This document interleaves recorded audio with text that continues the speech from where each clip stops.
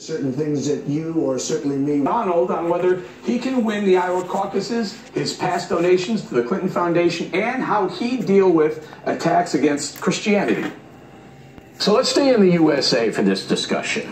Do you believe Christianity here is under siege? Absolutely. You just take a look at what's going on. Even from something that is less important but very important to a lot of people, including me, the words Merry Christmas. You go to a department store today, you don't see Merry Christmas anymore. We're under siege. We're losing ground. Christians are losing ground in this country.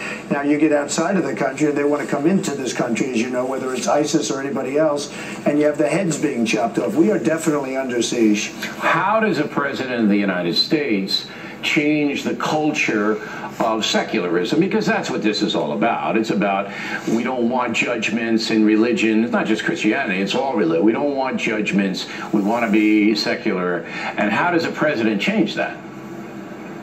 Well, I think you have to change it almost with a different spirit than we have. We don't have that spirit anymore. You know, we have a president that is much more committed, in my opinion, to Iran than he's committed to Israel, as an example.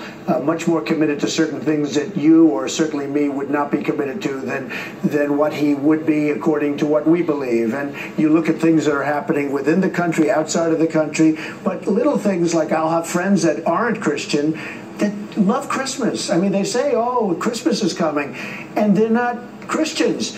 And it's okay to say Merry Christmas and Happy Holiday, but now stores aren't even able to say Merry Christmas. Yeah, but we won that. You know, I've been in the forefront of that. I think we won that deal because we said to any major department store chain, if you forbid your employees to say Merry Christmas, we'll tell everybody, and they're not going to buy at your store. But they don't do it, Bill. I mean, they don't do it. Most of them do now. I don't know why. Maybe they're afraid legally. They're afraid they're going to be sued. They're afraid of retribution in some way. They're afraid a customer won't buy a bag of goods, but they're not doing it, and that's a small thing, but it really is a telltale sign of what's going on. I mean, we're just somehow, you know, the power of Christianity is amazing in terms of the political power.